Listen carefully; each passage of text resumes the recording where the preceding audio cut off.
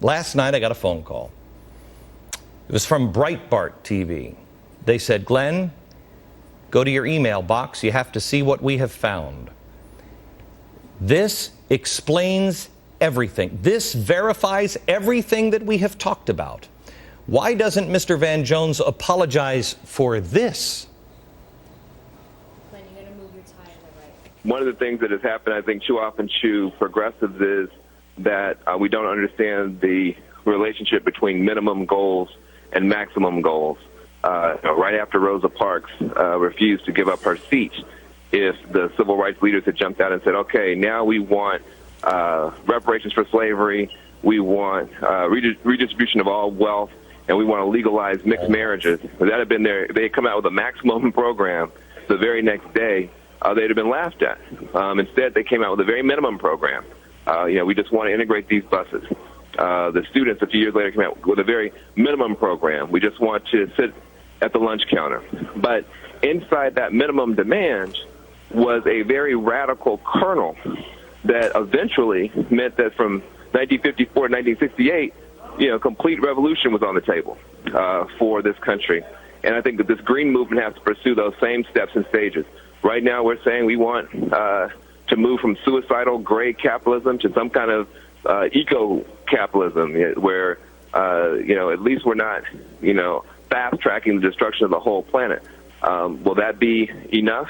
No, it won't be enough. We want to go beyond systems of exploitation and oppression altogether, but that's a process.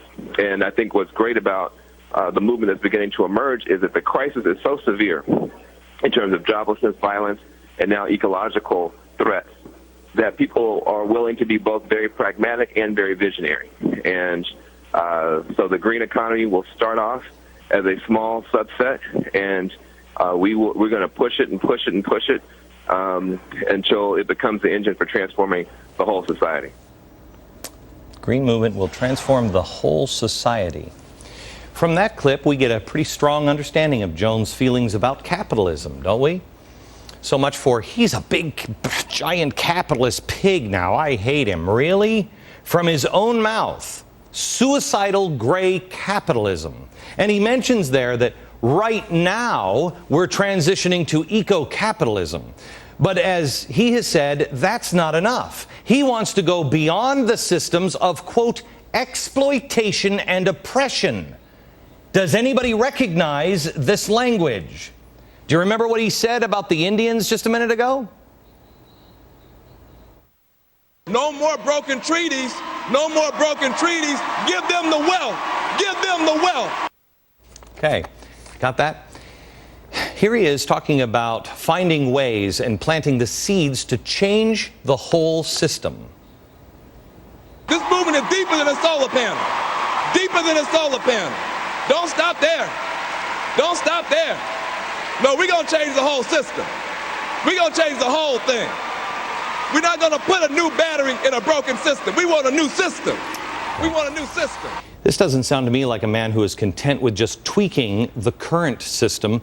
As regulatory czar Cass Sunstein is, this guy is spooky as well. I also find it interesting, if you caught it, that he mentioned how the public is faced with severe joblessness and violence. It's out of hand. He said that in April 2008, well, we had to go back and check, the unemployment rate was under 6% at the time. And the violence? What violence are we talking about here in America? Does he know something that we didn't know? Was I not watching TV during that really violent period?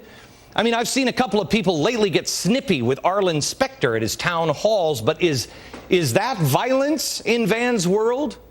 Maybe if he talked about severe scattered rudeness, I might give him a point or two. Or is this something else that we have talked about on this program? That you are seeing the foreshadowing of the necessary steps on the way to that radical kernel transforming into a beautiful, mighty communist oak tree. Let me tell you something. How long ago was it on this program that I said they named it Acorn for a reason?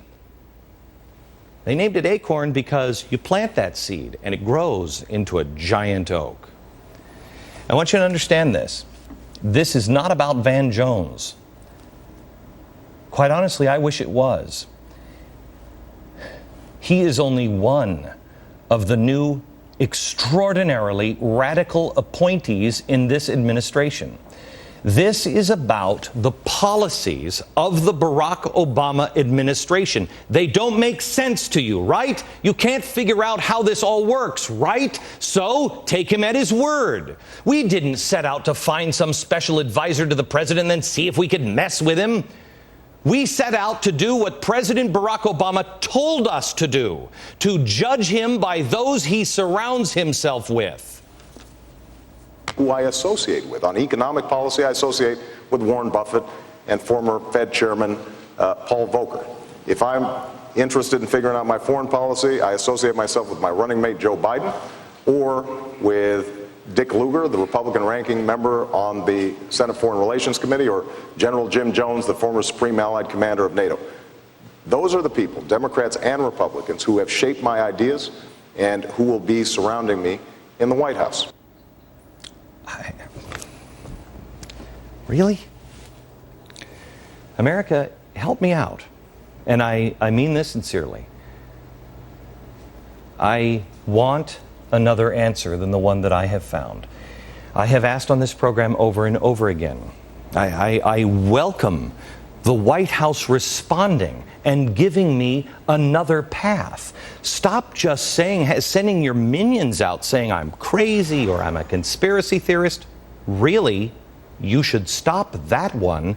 You've got 17 minutes.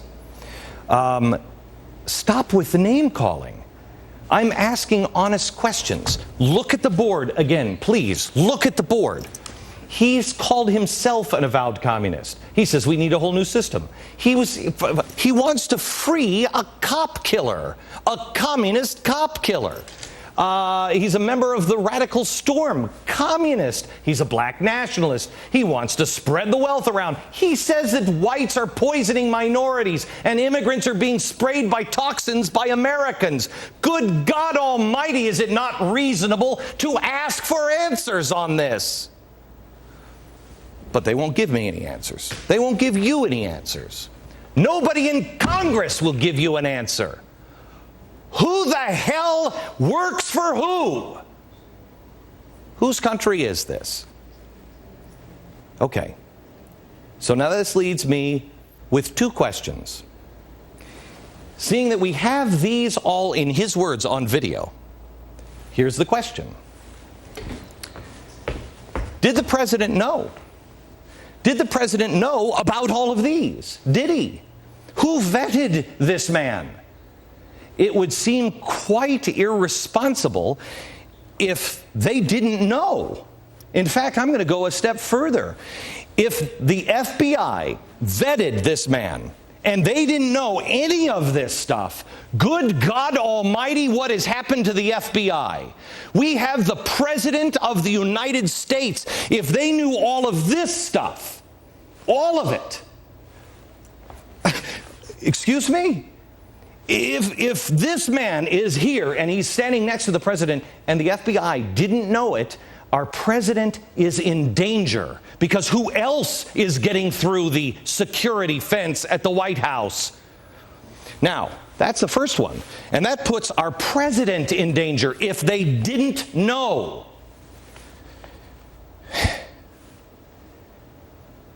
I don't believe that.